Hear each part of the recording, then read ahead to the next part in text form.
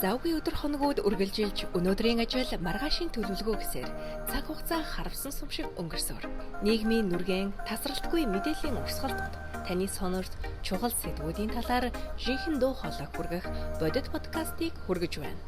Би сэтгүүлч Мөнхуянга олон таалт үзэл бодлууд гүн үзгий утга сэдвүүдийн талаар ярилцъя. Чөлөөт яриа бодит нөлөө Real podcast.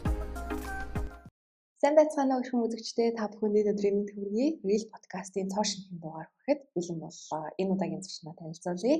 За, Австрали улсад Мишелия гэдэг өөрийн хувийн брэндээ үүсгэн байгуулсан Ануудэртэй бид өнөөдөр ярилцгаалнаа. За, энэ өдрийн мэнд хүргэе. Урилга хүлээж авсанд баярлалаа. Өдрийн мэнд хүргэе. Урьж орцсон баярлалаа. За, тэгэхээр Мишелия брендийнхаа талаар яриа те. Ер нь бол ингээд гадаад улсад өөрийн хувийн брэндээ эхлүүлнэ гэдэг чинь бас амар том зүйл байгаа шүү дээ. Тэгэхээр яг тэр ажлаа ингээд амжилттай эхлүүлээд явж байгаад нь бас нийт үзэгчтэй хүмүүс баяр хүргэе. Баярлалаа. Тавчгаан танилцуулаач өөрийнхөө талаар болон бас энэ брэндийнхаа талаар. За, намайг болохоор Ануудэр гэдэг. Тэгээ би саяхан 2023 онд бизнесийн чиглэлээр мастер хамгаалсан байгаа Маквари университет. Тэгээд одоогийн байдлаар яг мэргэжлийнхаа дагуу өөрийнхөө бизнесийг эхлүүлээд явж байгаа. Ерөнхийдөө бол хувцсны бизнес юм байна. Тэгээд Мишелия болохоор саяхан одоо ингээд би дөнгөж ерөнхийдөө бол эхлээд явж байгаа бизнес гэсэн. Одоогийн байдлаар бол хувцсны бэлэн хувцс гаргахаас гадна одоо тод баг гаргаж байгаа. Гэхдээ цаашаа бас өргөжүүлэх бодолтой байгаа. Одоо олон төрлийн хувцснууд тий оруулж ирнэ гэж бас бодож байгаа. Одоогийн байдлаар болохоор ерөнхийдөө подолгтэй свитшерт одоо цаанц гаргаад ажиллаж байгаа гэсэн үг. Одоо ингээд сүүлийн үеийн хувцлалтын хэв маяг ерөнхийдөө ингээд цаг үе болгон өөрчлөгдөж байгаа тийм. Гэтэ одоо сүүлийн үед бол илүү чөлөөтэй болоод байгаа юм шиг санагддаг. Тэгэхээр яг яаж одоо Мишелиягийн одоо бусад брэнд болон бусад хувцсны стилийн өнгө аясуудаас ялгарх өнцгийг яаж одоо чи одоо бодож авсан бэ? Ер нь ямар байвал хүмүүст илүү таалагдах ч гэдэг юм уу те? Ямар байвал Мишелия бусдаас онцлог болох юм байна гэж бодож байсан бэ? Тийм. Одоо л яг нөгөө хүмүүсийн хандлага тийм нөгөө чөлөөтэй хувцсанд те. Одоо биенд аяг ихтэйхэн нэвтэхнээс гадна ингээд жоохон сул чөлөөтэй оверсайз гэж ярьдаг ч та ерөөхдөө ингээд сул тийм хувцснуудыг их сонирхдаг болоод байгаа юм шиг санагдаж байгаа. Ерөөхдөө бол зах зээл трендний тиймэрхүү байгаа одоогийн байдлаар яг хүний сонирхлоос болно л да. Гэхдээ ер нь ихэнхдээ бол Австрали тэр зам Австралийн одоо худалдаа авагч нар тийм аль болох биендээ хэвтэйхэн. Тэгээ одоо өмсөн ч гэсэн одоо нэг өмсөөгүй юм шиг тэгээ сул тиймэрхүү юмдаа аяг сонирхолтой байгаа юм шиг санагддаг. Манайх болохоор тэрийн дагуу манай брендийн бас онцлог нь болохоор нөгөө одоо жишээлбэл одоо өөрөө өмсөн байгаа байхгүй. Айгуу тийм нөгөө зөөлхөн материалтай тэгсэн мөртлөө бас тийм хит нингэн биш. Тэгээ 100% одоо даун материалтай байхгүй. Тэгэхээр нөгөө айгуу сайн нөгөө агаар нэвтрүүлнэ. Тэгээ хүнд ингээд хитийг хөлрүүлээд тахгүй. Тэгээ халуун одоо австралчин жоохон халуун урансгалтай шүү дээ. Тэгээ тиймд айгуу тийм зөгцсөн гэх юм уу. Тэгээд ингээд сул чөлөөтэй хит бие бас бариад байхгүй. Тэгээд хамгийн гол нь бас нөгөө эмэгтэй эрэгтэй хоёулаа өмсөх боломжтой. Заавал нөгөө тэг эмэгтэй өмсөх гэх юм те заавал эрэгтэй өмсөх байхгүй. Хоёулаа өмсөх боломжтой байгаа тийм. Тэгэхээр яг та бүхэн бас харж байгаа хэвээр яг Мишелия брендийн одоо бүтээгдэхүүний дээжээс өмссөн байгаа. Тэгэхээр надад бол бас айгүй гоё юм бие дэвтэйхэн мөртлөөсөө материал нь их сайн чанартай санагдсан. Тэгэхээр ер нь бизнес эхлэн гэдэг чинь давхар маш их хариуцлага шүү дээ. Тэгэхээр одоо бид нар ингээд өмсөх хүртлээр маш олон дамжлагыг дамжсан баг. Тэгээд маш их хөдөлмөр орсон баг. Тэгээд товчхон дурдах юм бол хэр их хэцүү байсан бэ ер нь бизнес эхлэхэд. Мэдээж ер нь бол маш их сорилтуудтай тулгарсан байгаа хамгийн ихэнд. Жишээлбэл одоо нөгөө манufacturer те үйлдвэрлэгчдийг сонгоход бас аюу цаг орсон. Аюу олон сарын үйл явцалж байгаа байхгүй юу. Тэгээд тийш ингээд нөгөө шууд ингээд захиал одоо өөрөө одоо шууд захиалах боломжгүй. Тэгээд эхлээд үзэн одоо материалаа үзэн штэ. Тэгэхгүй шууд ингээд хүнд зөвхөн материалтай юм юм те. Эсвэл тийм зарах бодлоо үзэж 100% одоо ашигын төлөө биш гэх юм уу. Зөвхөн ингээд ашгаа хараад одоо хямдхан материалтай юм хямдхан юмд орж ирээд одоо зарвал болно шүү дээ. Гэхдээ хүнд ингээд нэг зарах байгаа учраас аль болох чанартай материалтай зархыг бацсан. Тэгээд аюу олон сар ингээд хайгаад одоо хүмүүстэй уулзаад те. Тэгээд сампл хийдэг. Одоо нэг загварын одоо нэг самплын аав гэсэн үг шүү дээ. Одоо эхлээд үзэн гэсэн материалаа үзээд тэгээд загвараа ингээд явуулаад те харьцаа ясна. Ерөнхийдөө нэлээд уудсан. Тийм дундаа л ингээд бас одоо мууж ирэх нэ тий сайн ирэх нэ тэгээд тэрийг айгүй сайн тооцоолж бас гаргасан байна. Тийм хүн одоо нөгөө би болохоор 100% тийм одоо шууд ашиг харсан юм би айгүй дургу. Тэгээд зөвхөн надад ашигтай биш нөгөө хүндээ бас ашигтай байна байхгүй тий ингээд хоёр талтай вин гэх юм уу тий. Тэгэхээр нөгөө хүмүүсийн хүмүүс ингээд айгүй жаргалтай тий тэгээд тэр ингээд материалын сайтай үнэн ч гэсэн боломжийн байх юм бол дараа нь ингээд бас буцаад ирнэ. Бас customer loyalty гэж байгаа шүү дээ. Хүмүүс бас манай компанид одоо манай байгууллага гэх юм уу юуны худалдаа авч нарынхаа нөгөө сэтгэл ханамжнаас аягүй анхаардаг. Тэгээ үйлчлэгийг бас аягүй сайн үзүүлэх хичээдэг байхгүй. Тэгэл яг одоо ингээд за би жишээнд худалдаа авах гэж байхад те эхний худалдаа авалтаа хийгээд хэрвээ надад таалагдах юм бол би ингээд найзуудтай санал болгоно те. Тэгэхээр яг нэг үйлчлүүлэгчийн ард нэг 5-аас 10 одоо ингээд бас бэлэн те үйлчлүүлэгчд байна гэд үздэг штэ. Ялгаа зүйлийн одоо яг чиний хэлдэг шиг тийм сэтгэл ханамжин дээр суурилсан дараагийн одоо боломжууд те бас гарч ирнэ. Тэгээ тэгэнгүүт ер нь бол ингээд маш том процесс. Яаж одоо Австралид ялангуяа гадаадд те Австралид бизнес эхлэе гэсэн санаа төрсөн бэ. Тэгээд төрхөөсөө гадна бас хийх зориг гэж бас нэг байна шүү дээ. Яг ингээд хийя гэд хөдөлж эхэлсэн ч юм уу. Тэр яг хөшөөр юу байсан бол? Австралиагийн нөгөө бизнесээ хийх гэж бодсон нь болохоор би ерөнхийдөө бол өөрөө бизнес жоохон сонирхолтой байсан. Тэгээ манай гэрийнхэн бас одоо бизнес эрхлэлтэй хүмүүс байдаг одоо тодорхой хэмжээгээр. Тэгээд бизнес төрөс сонирхолтой. Тэгээ мастер бас бизнесийн чиглэлээр хамгаалсан. Тэгээд одоо сурсан мэдсэн зүйлээ бас ингээ ашиглаад тий. Тэгээд бас өөрөө бас нөгөө бизнестэй айгуу удаас алхах сонирхолтойсэн болохоор хий гэж бодсон. Тэгээ энэ надад л айгуу олон бизнесийн санаасан байхгүй. Тэгээд яг бас кафе бизнесийг бас айгуу сонирхож байсан. Гэхдээ нөгөө манай монголчууд ч бас энэ айгуу олон кафедэд бас тэднийхэн бас бизнесийг бацсан юм уу бас ингээ өрсөлдөгч болж гарч ирээд бас тэдний нөгөө нэг магадaltaй шүү дээ. Тэгэхээр аль болох нөгөө монголчууд дундаа ч юм арай өөр бизнес рүү одоо хийгээгүй бизнес рүү ордог ч юм уу тий. Тэгээд би өөрөө ч гэсэн хувцсны бизнесийг айгуу сонирхолтой бас байсан. Бас нөгөө нөлөөсөн. Тэгээд манай нөхөр айгуу их дэмжсэн байхгүй юу зэрэг яаж гарсан бэ гэхэд тий. Манай нөхөр бол айгуу их миний нөгөө хийж байгааг дэмждэг. Тэгээд бизнесээ маань ер нь дэмжиж явдаг. Бид хоёр одоо нөгөө инвестмент гэж одоо байхгүй. Яг нөгөө өөрсдийн хөрөнгөөрөө одоо хийж явж байгаа гэсэн үг байхгүй. Тэгээ манай нөхөр бас нэг төлөв манаас нэг инвестор байхгүй. Тэгээ манай нөхөр үнэхээр сайн дэмждэг. Одоо бизнес ингээ нэг эхлүүлэх чинь бас хэцүү айгүй олон одоо санхүүгийн бэрхшээлээс эхлэлтэй. Тэгээл цаг заав гэж одоо хүүхдтэй би одоо хүүхдтэй. Тэгээс хүүхдийнхээ хажуугаар эхлүүлэх чинь бас айгүй зорилт болоод байгаа шүү дээ. Тэгээ тэр болгонд ингээ дэмжээд айгүй сайн дэмждэг. Тэгээ тэр нь бас айгүй том зориг байсан. Тэгээд бас өөрөө бас би жоохон зөрөгтэй талдаа одоо нэг эртлээс жоохон айхгүй хүн одоо ашин тий бас нэг тооцоолдог юм арай нэг гайгүй одоо нөгөө бас ээж аав нь хийжсэн бизнес эрхэлжсэн бас тийм түүхтэй байгаа учраас бас арай нэг жоохон зөрөг байгаад гэсэн гэж үздэг. Шилия гэд нэрийг сонсонгууд ингээд санаанд ингээд үлдэхэд амархан юм шиг санагдсан. Тийм. Одоо Австралиаг ингээд төгсгөл нь одоо чимшиг тий анхны одоо бодлын одоо юу шүү за.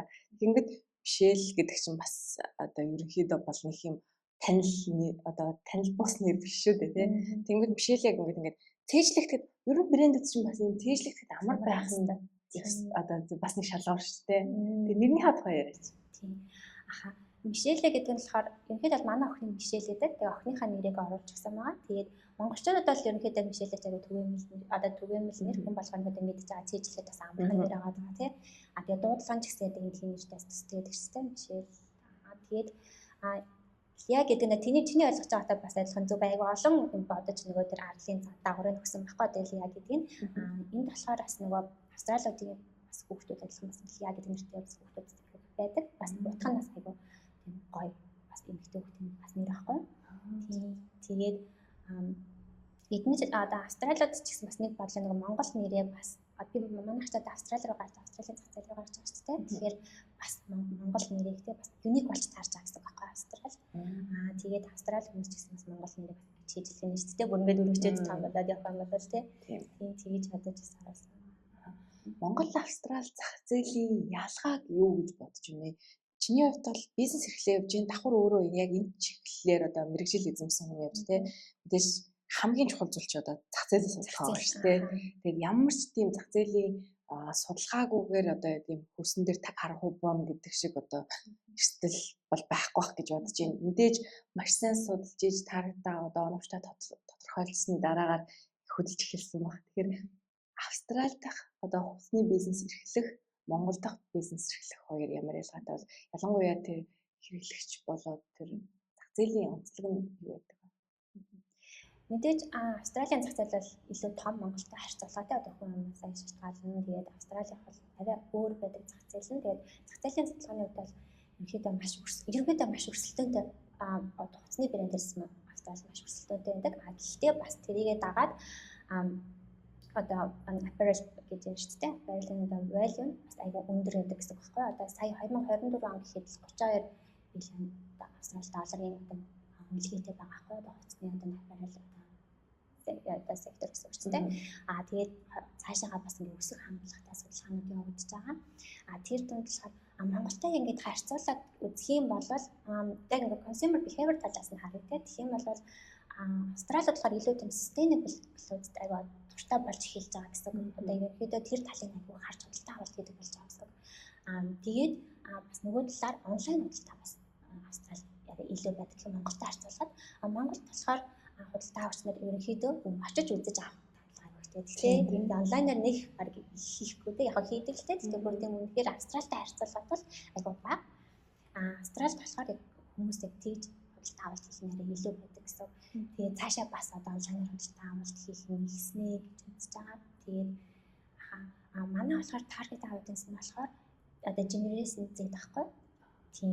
Тэгээд яг тэднийхээ аудиенсээс судалж үзсэн. Тэгээд тэдний одоо өмсдөг юм болохоор яг хүүхний сонирхлоос л та. Гэхдээ дийлэнхтэй 80-аад оны стил гэдэг чинь одоо жишээлбэл одоо өмд нь ингээд бариу биш одоо сул ч юм уу. Тэгээд бас биеийн дэвтэх юм. Тэгээд хувцснууд нь ч гэсэн одоо oversized ч юм уу тий. Одоо хэрвээ ингээд юм юутай байх юм бол би барьдаг ч юм бас өмснө. Гэхдээ тийм хам бол нэг юм амар их одоо юу одоо бичиг одоо зураг бичиг минималист хайцаа тий. Тийм болж байгаа юм билээ. Тэгээ манайх болохоор бас ингээд аль аль нь барьж одоо ажиллаж байгаа гэсэн. Одоо ингээд oversized хувцас гаргаж байгаа. Бас тэрнийхээ хажуугаар бас ингээд бас бариу хувцснууд ч юм уу тий. Одоо арай өөр төрлийн хувцснууд, шинэ хувцснууд ч юм уу тий. Бас гаргая гэж бодож байгаа. Тэгээд Австралийн бас нэг дэлхийн олон үндэсний хүмүүс байгаа шүү дээ. Одоо зах зээл дээр зөвхөн одоо Австрали хүмүүс биш байгаа тий. Тэгэхээр одоо шинэ одоо хувцас гаргах ч юм уу тий. Шинэ ингээд загвар гаргахад бас айгүй нээлттэй билээж байгаа гэсэн байхгүй. Надаас түүнээс айгүй нээлттэй. Тэгэхээр тийм зах зээлийн хувьд бол Монголтой харьцуулахад ирэхэд тийм. Тэгээ бас айгүй өрсөлдөөнтэй зах зээлтэй бас хамаагүй том зах зээл. Тэгвэл давуу тал нь юу вэ? Ер нь бол ингээд загвар бас ингээд иргэдэг те. Тэгэхээр би бас боддог байхгүй ингээд маш гоё одоо те чанартай мөртлөөсөө тийм хувцснуудаа ингээд бас хадгалж байвал ирэхэд ингээд мод иргэн гэж боддог шүү. Тэгэхээр нөгөө яг энэ загварын ертөнцид бичигдээгүй хувь шиг юм зүйлүүд шүү те. Тэдгээртээ бас хэр уялдуулж цаашаага бас ирээдүгөө юу гэж харж байна. Бишээлээ брэнд. Тийм мэдээж угаасаа нөгөө нэг гарч байгаа шинэ трендүүдийг байнга ингээд дагна гэсэн үг байхгүй юу? Одоо зөвхөн нэг төрлөөрөө яваад байна гэсэн үг байхгүй юу? Одоо жишээлбэл дандаа л юм даа суулгах гаргаад байдаг ч юм уу те. Эсвэл дандаа л минималист ч юм уу эсвэл нэг дандаа график хувцас ч юм уу те. Тэгэхгүйгээр манайх болохоор ерөнхийдөө шууд холиод одоо микслээд гарна гэсэн үг байхгүй юу? Тэгээд трендээ байнга харна гэсэн үг. Ер нь трендүүдийг одоо миний ганц ингэж харж байгаа юм болохоор одоо сошиал медиагаас харж байгаа. Тэгээд тэр чинь одоо TikTok манай нөгөө нэг таргет аудиенс хийхдээ нэг TikTok юм Instagram байгаа байхгүй юу? Тэгэхээр яг тэдний одоо аудиенсаа судлахын тулд тэр сошиал медиа тэгээд сайн даагна тий. Тэгээд сүүлийн трендүүдийг бас судалж хийж одоо загваруудаа гаргана гэсэн үг. Аль болох хоцрогдохгүй байх хэрэгтэй гэсэн тийм. Яг юу хүсэж байна гэдгээ бас сайн ойлгож иж бас тэр хүмүүстэй зориулсан бүтээгдэхүүнүүдээ хийх хэрэгтэй. Одоо ингээд хоёулангын өмссөн байгаа юу бол шал өөр хоёр зүйл байгаа байхгүй. Нэг нь одоо ингээд өнгө гэрэл цэцрасан ч юм уу те бас илүү тренд өнгийг тодруулсан одоо зураг хөрөгтэй байлаа гэхэд чинийх бол яг ингээд ийм илүү дутуугүй те яг нэг тийм яг ингийн тийм амар одоо ямар ч хувцастай бас стайлист хийхэд бас байж болохоор те. Тэгэхээр эндээс болоод бас ялгаанууд нас харагдчихлаа л да. Ер нь Австралид бизнес эрхлэх хэр хэцүү вэ? Тэгээ эхлэх процессууд нь хэрвээ яагаад ингэж хэцүү юм бол одоо бидний ярилцлагыг сонсож байгаа маш олон одоо Монгол залуучууд бас тодорхой хэмжээнд өөрт нь бас гоё санаанууд байгаа ах. Гэхдээ айгаад эхэлдэггүй ч юм уу те. Тэр нь бол нэг юм хитрхи их эрсдлээс айдаг, эрсдэлд маш зоригтойгоор ханддаг. Яг нь эрсдлээ судалсан ч гэсэн хийдэг ч гэдэг юм нэг юм 2-3 төрлийн одоо хүмүүсээ ангилж үзэхэд тийм байна шүү дээ. Тэгэхээр таны хувьд бол өөрөө судлаад тэгээд эрсдлээ тооцоод эхэлсэн байна. Зарим хүмүүсийн хувьд бол жоохон айгаад гэх юм уу тий эрсдлээсээ бас санаа зовсноос болоод хийж чадахгүй маш олон гайхалтай санаанууд бас байгаа бах гэж бодож байна. Монгол залуучуудын дотор одоо заримдаа би надад ч гэсэн бас ингэ санаа гардаг. Яна хэлэхэр хэцүү байх таач гэдэг юм тий. Тэгэхээр ер нь яг хэр хэцүү вэ? Гадаад бас мэдээж хэцүү. Ингээл нэг санхугаас эхлэхээр санхугийн болцооноос эхлэн риск менежментээс одоо нэг эрсдлээ хэрхэн тооцох гэдэг ингээд маш олон сорилтууд байгаа. Тэгээд Австралийн маркетинг тэгээд зах зээл нь бас айгүй өрсөлдөөнтэй шүү дээ. Тэгэхээр маш их айцтай байсан. Би бол айгүй айцтай байсан. Тэгээд ерөнхийдөө бол ингээд шууд эхлэхэд бол айгүй айд юм билээ. Одоо ингээд фейлд одоо юу вэ яана фейлд л яана гэдэг те. Одоо ингээд бүтггүй болчихвол яана гэж юм те. Тийм айц бол маш их байсан. Тэгээд санхүүгийн бас асуудал байна. Одоо энэ шинээр хувцсны брэнд нэхэд маш их хөрөнгө зарцуулдаг. Ягаад гэхээр одоо цаашаа одоо мануфактур руугаа одоо хөхөд тэд нар ингээд бага хэмжээгээр захиалга авахгүй байхгүй юу? Одоо хувцсны брэндүүдээс тэгээд дандаа ингээд хэмжээгээр аавн тий. Тэгээд маш их одоо тэрнээсээ гадна одоо маркетингийн зарлалаас эхлэв. Маш олон зарлалууд гарна гэдэг одоо фотошуудын тий. Модель болон ингээд зураг авалт гэлээ хувцсны брэнд маш их зардал гардаг. Залбар ахгүй. Тэгээд эхлээд бол маш их айжсэн хэцүү байсан. Тэгээд тийм сорилтууд бол зөндөө байсан. Надад бүр айгүй хэцүүлүүд байгаа. Тэгээд цаашаа ч бас гарна ах гэж бодож байгаа. Одоо л дөнгөж эхэлж байгаа. Яг бүр ингээд жинхэнэ сорилтууд юмс мэдээ үдээж магадгүй. Тэгээд одоогийн байдлаар бол тийм байна. Миний бодлоор одоо ингэ эхлэх гээд хэлж байгаа хүмүүс байгаа шүү дээ. Тэр хүмүүстэй яг хандаж хэлэхэд маш сайн одоо нөгөө судалгаатай тэгээд санхүүгийн хувьд бас ингээд боломжтой болоод тий одоо ингээд тэр цагтаа ерөнхийдөө бизнесийг эхлүүлэх нэг зүгээр гэж бодож байгаа. Миний бодлоор одоо риск аягүй сайн бодно гэсэн үг эрсдлээ маш сайн тооцно. Одоо хийвээ бүх бизнес ч одоо ингээд нөгөө баталгаатай сайн явна. Тэр ингээд амжилт явна гэсэн одоо баталгаа байхгүй шүү дээ. Тийм болохоор эрсдлээ сайн тооцоод хэрвээ би одоо ингээд фейлсэн тохиолдолд яах вэ? Тэгэх юм бол яаж одоо хохирол эрсдэл одоо нэг хохирол багтаа авах вэ гэдэг ч юм уу те. Тэрийг бас эхлээд бодно. Яг хүмүүс ингээд хилж ийж яг өөдрөг хэлэх хэрэгтэй гэж бодож байгаа хальтаа тий. Гэхдээ бас тэрийг бодож үзэх хэрэгтэй. Яг бодит байдлаа өөр байхгүй. Тэгэхээр хилж байгаа ч гэсэн бас ингээд хэрвээ ингээд бүтггүй бол яах вэ гэдгээ бас менежментаас аягүй сайн бодоо гарах хэрэгтэй. Тэгээд би болохоор зоригтой хийгээд үзэрэй л гэж хэлмээр байгаа. Одоо аль болох ингээд баг зардлаар тий эхлээд үзээд хүмүүс менежментэд зохицуулаад тэгээд зориглоод хийгээд үзэрэй л гэж хэлнэ. Харамсчихсан настай шүү дээ. Ямар ч гэсэн харамсаад ингээд хийдэг байжтэй ч юм уу те хөдөлдөг байжтэй гэж бодохгүйгээр эхлээд хийгээд үзээрэй гэж хэлмээр байна. Одоо хаа ингээд бүтггүй байсан ч гэсэн тэр хүн өөрөө маш их юм сурч авдаг. Тэгээд цаашаага бүр улам илүү олон бизнесийн санаа гарч ирэх юм те бүр амжилттай. За өөр бизнесийн санаа гарч ирлээ гэхэд өмнөх нөгөө туршлага шүү дээ. Тэр туршлаган дээр юун дээр хаяал хэлээ гэдгийг бодоод тэгээд дараагийн бизнесийг амжилттай болгох юм те. Зарим хүмүүс ч одоо нөгөө амжилттай бизнесмэнүүд чинь өмнө бас аягүй болоо одоо бизнесийгээ алдсан байдаг шүү дээ. Тэгээд тэр ингээд төлөвлөж байгаа хамгийн сүүлийнх нь амжилттай байдаг ч юм уу те. Тэгэхээр бол бүгдний зоригтой хийж үзэрэй л гэж хэлмээр нь одоо хэрвээ санаа байх бол те. Лагаа эсвэл ингээд ганцаараа ингээд хэцүү байвал ингээд найзуудаараа те одоо өөр хүмүүстэй нийлдэг ч юм уу те. Нийлээд өөрөөрөө батгуул уун аяга гол дэмтэлтэй те. Одоо ингээд Австралид гэх юм уу одоо хоёлаа бол Сиднейд шүү дээ. Тэгэхээр энэ залуучуудын бизнес санааг нь инкубатор бойжуулдаг ч юм уу те. Тийм зүйлүүд хэрэг байд юм бол эсвэл ингээд зарим бизнес санаануудыг ингээд хөгжүүлээд явахад нь туслах дэмжих ментор те. Тийм зүйлүүд хэр байдаг вэ ер нь Австралид? Энэ талаар судалсан болов уу? Одоогийн байдлаар болохоор нөгөө тэрийг бол судалж үзег байгаа байхгүй яг стартапын талаар. Гэхдээ миний сонсч байсан юмар бол юм зөндөө байд юм лээ. Тийм одоо стартапуудын тэмцээнүүдээ тий олон үйл ажиллагаа байна. Манайх одоо оролцож эхэлсэн гэж бодож байгаа. Одоо нэг дөнгөж эхэлсэн болохоор арай оролцож эхэллээгүй. Тийм.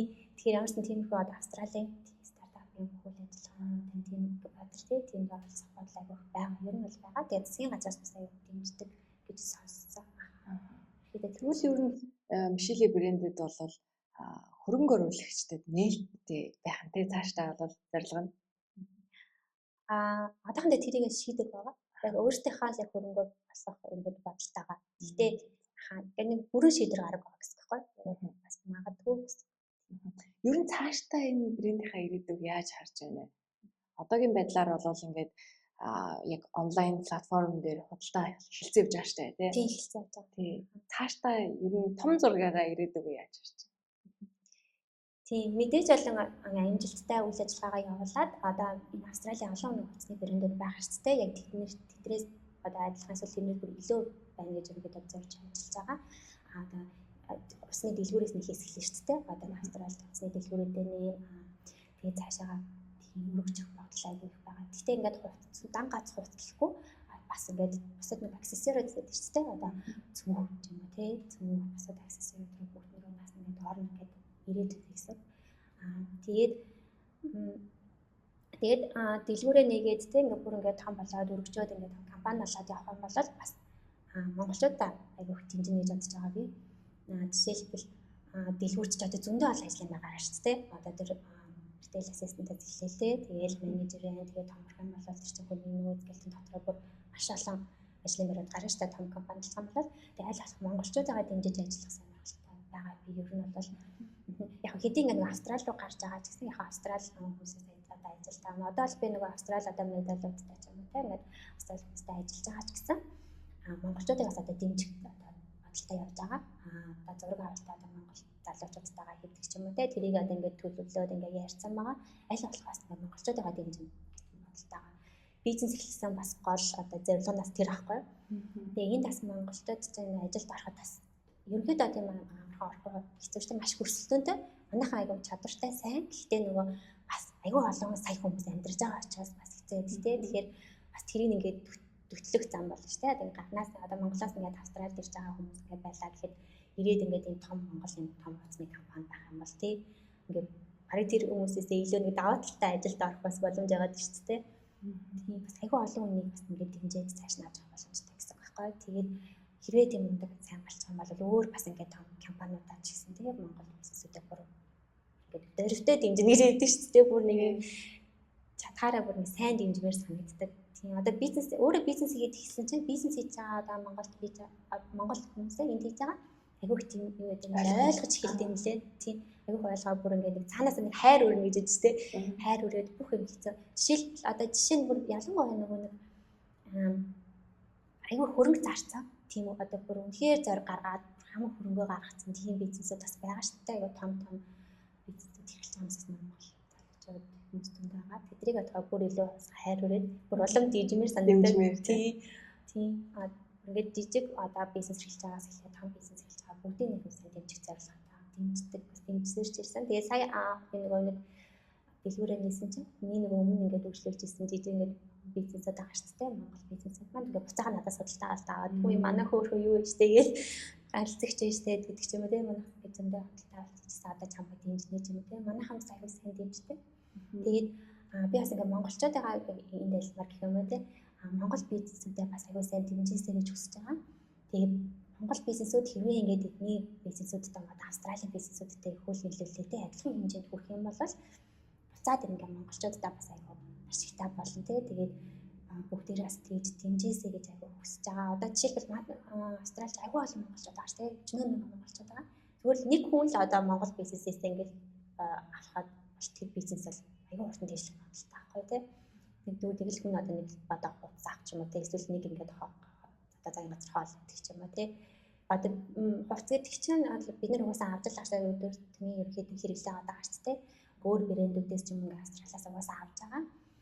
Тэгээд тэрний хооронд яг Монгол брэндээс авчдаг ч юм уу тийм Монгол эзэн тийм. Тэрийг бас авч байгаа бол тэгээд цаашдаа сайгүй гоё санагдаад байгаа. Гоё болох юм шиг санагдаад байгаа.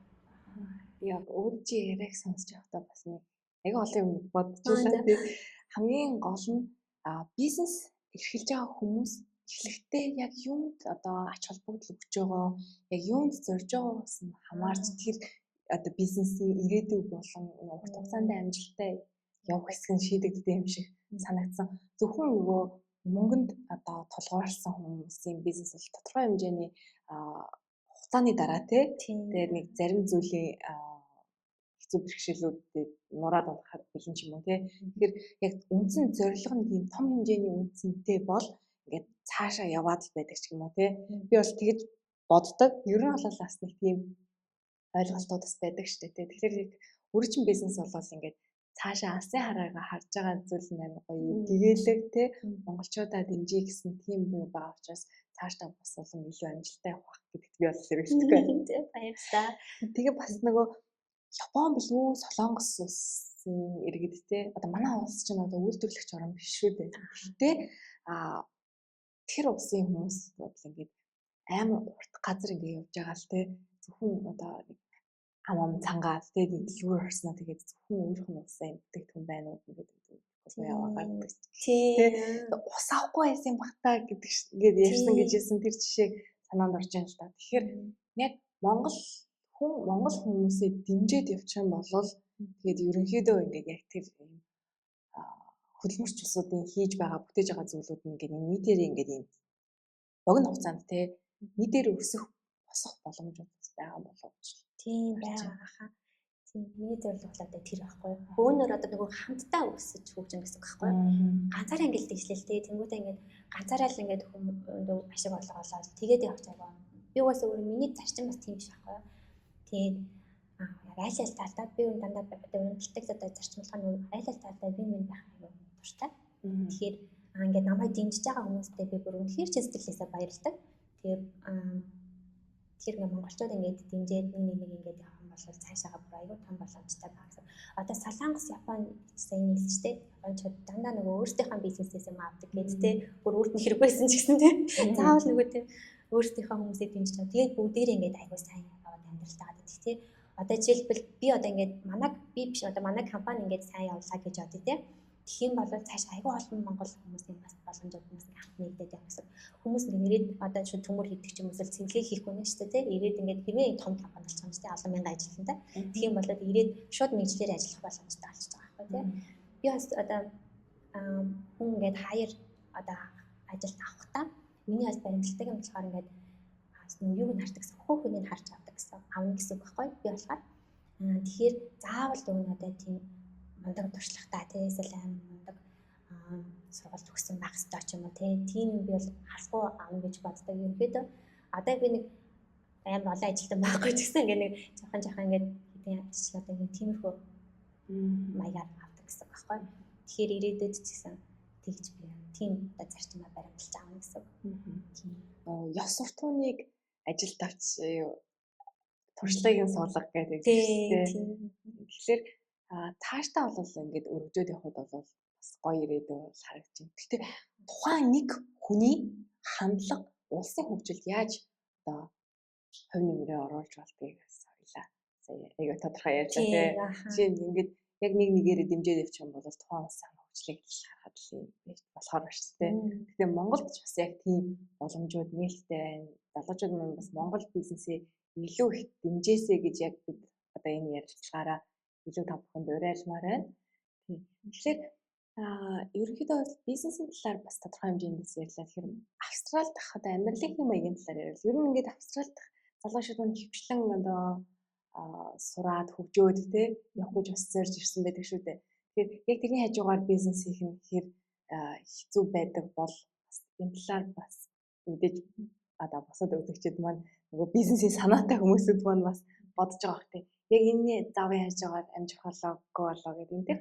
Та юу гэж бодож байна? Тийм Австралид бол ерөнхийдөө завд айгуух завгүй ажиллаж амьдэрдэг шүү дээ. Ерөнхийдөө бараг зарим нь ингээд айгуу хитгэн цаг унтаж амраал явж байгаа тийм.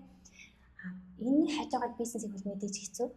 Тэгэхээр ингэн гэсэн үг байхгүй. Эхлээд нөгөө нэг завгүй дээр ажиллаж байгаа ч гэсэн нэг одоо нэг өдрийн нэг ганц 2 цагийг одоо бизнес планыг гаргахтаа ч юм уу тийм. Төлөвлөгөө гаргахтаа ингээд баг багаар ерөнхийдөө бол жоохон ингээд удаан заавал нэг хурдан ингээд хийх шаардлагагүй тийм ингээд удаан ингээд өөртөө ингээд цаг боломжтой тааруулаад баг одоо төлөвлөгөөнүүдээ гаргаад явах гэсэн байхгүй. Ингээд эртнээс гаргаад явж идэл тэр чинь нэг мэтгэл ингээд тийм өдөрт ингээд 1-2 цаг хийхэд чинь нэг мэтгэл тэр чинь ингээд план гарчин тийм ингээд юмнууд тодорхой болчихно.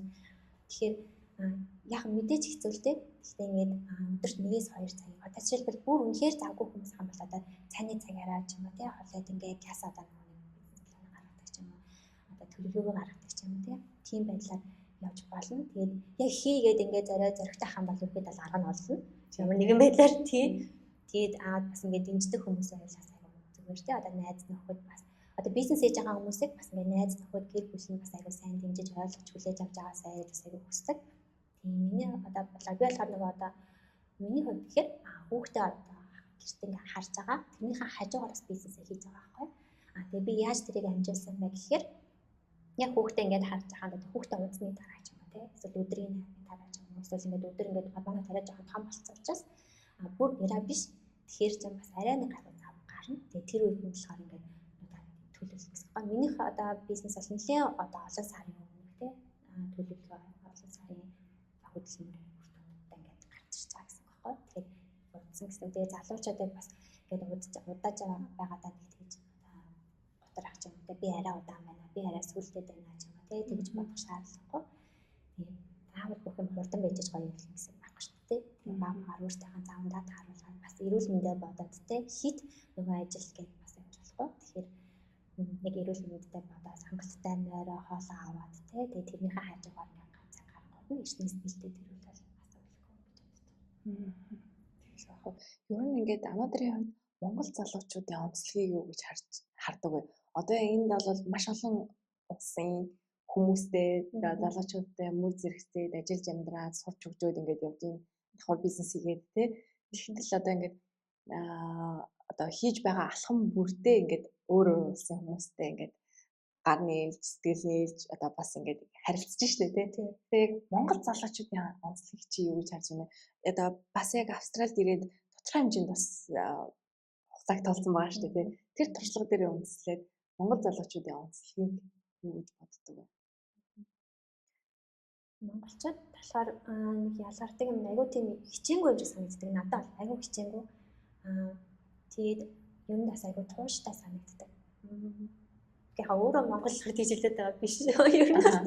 Тийм монголчууд ерөнхийдөө би нэг амар монголчууд амар муулхалт юм даа сонирхол байхгүй. Яг монгол хүмүүст жоохон асуудалтай байж л байгаа. Гэхдээ бусад улсад ч их сайхан байгаа л байхгүй тий.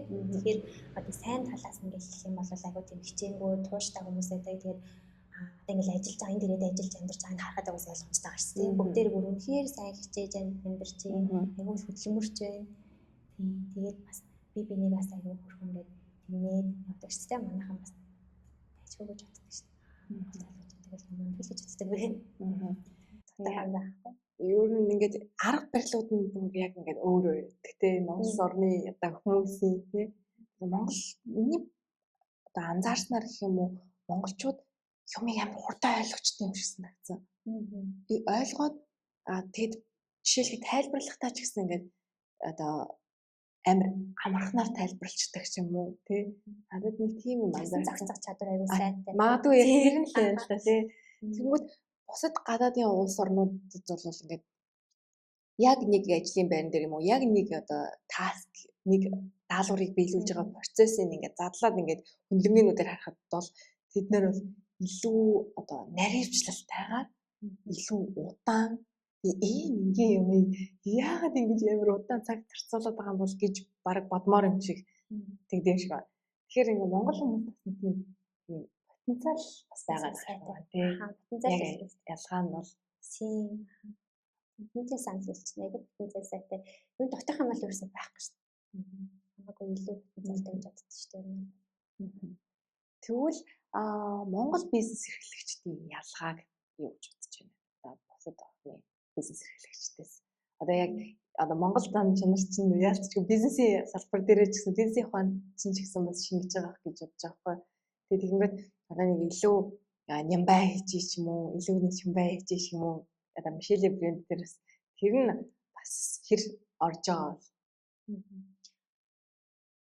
тий орно л та. Монгол бизнесэд ялгаа гэхээр Ер нь энд хэр их одоо бизнесүүд байна вэ Монгол? Яг кафенуудыг би бол мэдээд байгаа шүү.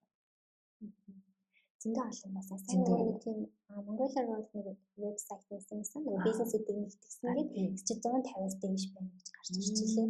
Тийм тэгэхээр айгүй олон газрууд гоо сахны салаанууд байна тий. Тэгээ өсчин гээл тэгээд бусад одоо манай нууцны брэнд байна. Тэгээ нэг мөнгөний шилжүүлгүүд байна тий. Айгүй их байна лээ. Манайхан бол тэгэд одоо би ингээ хараад хахад манай тэр бизнес монголчуудыг хийж байгаа бизнесүүд ингээ яваал байхгүй ингээ амжилттай.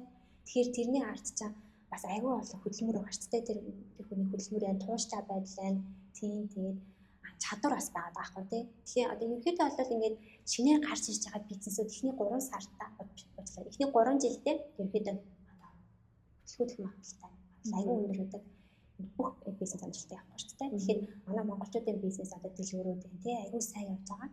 Тэгэхээр би тэрний ардаас айгүй мундаг хүмүүс байна гэж одоо байгаа шүү дээ. Бас сайн хөдөлмөрч байгаа. Сайн тууштай байгаа. Тэгээс хүмүүсээс айгүй нэг одоо наач гэсэн үг тийм худалдаа авахч нараа айгүй илүү үздэг тийм худалдаа авахч нарынхаас одоо сэтгэл хангамжинд илүү анхаарал хандуулдаг гэх юм уу тийм түрүүний хэлсэн юм байна тийм хүмүүс байгаа байхгүй айгүй тийм удаан үйл ажиллагаа явуулж байгаа зүйл надад харагдаж байгаа гэж бодож байна. Тууштай үргэлжилж байна тийм. Тэрийг болохгүй байна гэж болчихгүй тийм. Наадаас болохгүй зөрөгтэй. Тийм болохгүй бол бас зөндөл болохгүй байгаа тийм. Тийм бахт айгүй зөрөгтэй байна тийм. Тэгээд болохгүй хичээгээд явж байна. Шилэ брэнд ер нь бусад хүмүүстэй хэр нээлттэй байх вэ? Ялангуяа ярилцлага сонсоод бас ингээд Instagram устдаг ч юм уу maybe тийм. Тэгээ бас тэгээд яг ийм бас тийм хувцас аваар сонирхдаг ч гэдэг юм уу? Тийм хүмүүс бас өөртөө чинь холбогдуулт хэрэг нээлттэй байх бай. Нээлттэй. Үнэхээр нээлттэй шүү. Би бол ерөөсөө тэгэж одоо модель мэржлийн модель биш байсан ч хамаагүй одоо өөр ингэ сонирхолтой үнэхээр сонирхолтой тийм ингээд модель хийх сонирхолтой эсвэл ингээд зураг авах сонирхолтой ч юм уу тийм хүмүүс байх юм бол надтай ямар байдлаар харьцаа одоо нөгөө хамтарч болохоор байна. Тийм бусад бүх хүмүүстэй нээлттэй гэсэн. Бусад бүх бизнесүүдтэй ч гэсэн хамтрахад нээлттэй гэсэн. Бүгдийг дэмжиж ажиллана. Ерөөсөө тийм хүнд шалгуур тахгүй гэх юм уу? Ингээ нэг тэр үнэл харна гэсэн үг ерөнхийдөө. Зөв. Тэгэхээр бас ярилцлагын одоо доор батсан Шилэ брендийн одоо онлайн худалдаа авалт хийх одоо сайт веб утсыг бас оруулаад өгөх болон та бүхэн бас хайртай дотны хүмүүстэй баярын бэлэг болгож те бас өхийг зорж байвал яг энэ Монгол брэнд бас дэмжээсэй гэж хүсэж байна. Тэгэхээр яг өөрөө чинь зүгээс бас ярилцлагын төгсгөл залуучуудаа за мөн одоо үйлчлэгчтэй хандаад хэлэх үгээр. Үйлчлэгч нартай хандаж хэлэхэд бол хамгийн их хэлж хэлэх үг болохоор маш их баярлалаа гэж хэлнэ ялцчих. Ингээд зөндөө бас олон ингээд сонголт байхад те ингээд Монгол бизнесээ дэмжиж байгаа манай бүтээгдэхүүнийг ингээд сонгож хэрэглэж байгаа гэдэг чинь бас айгүй том зүйл ахгүй маш их талархах хэрэгтэй зүйл ахгүй. Тэгээд зөвхөн одоо ашиг олох талтай биш бас ингээд хүмүүсийнхаа сэтгэл хангамжтай айгүй анхаарч байгаа учраас тэгээд бүгдэнд нь бас маш их баярлалаа. Дэмжиж авч байгаа хүмүүст бас маш их баярлалаа. Тэгээд цаашдаа бас айгүй олон өөр төрлийн хувцснууд бас тий сонголттойгоор гаргахаар хичээж ажиллаж байгаа. Тэгээд залуучуудтай хэлэх үг гэхээр нэг зөрөгтэй байгаарай гэж хэлмээр тийм зөрөгтэй гараа тэрнээс бити агаар янз нэг харамсахгүй амьдраарай тий хиймээр байгаа зүйлээ хийгээд үзээрэй. Тэгээд бас нөгөө талаар бас хэд өөрийгөө бити их шахаарай гэж хэлмээр байгаа. Тэгээд заримдаа ингээд нөгөө удаан ингээд юмудаа хийгээд төлөвлөөд явах юм бас айгүй зөв сонголт байж таардаг. Хит их яарах юм бас өөрийнхөө сэтгэл зүгээс тэр биеэс тэр ядрахаас гадна одоо нөгөө бизнестэй ч гэсэн нөлөөлөх хэмжээ одоо магадaltaй байхгүй. Тэгэхээр тэгж хэлмээрээ тэгээд бүгдээрээ мундаг байгаа шүү, хичээж байгаа шүү гэж хэлмээр. За баярлалаа. Тэгэхээр яг яалтчгүй ингээд бас сонсон хүмүүстээ бол бас юм ботхоор гоё санаануудыг хуваалцанд баярлалаа. Ер нь бол бид нар ингээд үргэлжил яарч амьдарсаар ирсэн шүү дээ. Гэтэ одоо яарвал даарна гэдэг. Гэтэ бид нар бас ингээд удаан зугуухан илүү системтэй, илүү төлөвлөгөөтэй, илүү нухацтай явснараа бас ямар амжилттай байж болох вэ? Ямар одоо хөрсөн дээрээ буусан төлөвлөгөөтэй хамт ингээд ийм жигт хуртаар хийх болох уу гэдэг бас санаануудыг төвшүүлж бидний одоо мартагнаж явдаг сонирхолтой бас зөв зохистой зөвлөгөө мэдээллүүдийг бас санаа болгож өгсөн баярлалаа. Баярлалаа. Баярлалаа. За баярлалаа. Ингээд мэдээж цаг зав гаргаад ингээд өөрийнхөө сэтгэл шингээж болсон брендийнхаа талаар мэдээллийг хүмүүст өгөөд бас Монгол залуучуудаа маш их урам өгч өөрийнхөө туршлагаас аваадсан чамд маш их баярлалаа. Цаашдаа ажилтнаа өндрөөс мөр амжилттай. Чамд сайдын ажилтнаа баярлалаа. Урьдчилсан баярлалаа. За баярлалаа. Баярлалаа. Баярлалаа үзэгчдээ Real podcast-ийн энэ удаагийн дугаараараа Мишелья гэдэг нэртэй за Австрали улсад боожж байгаа маш сонирхолтой онцлог Монгол бизнесийг өсгөн байгуулагч Ануу нартай ярилцлаа. Дараагийн дугаарт л баяртай.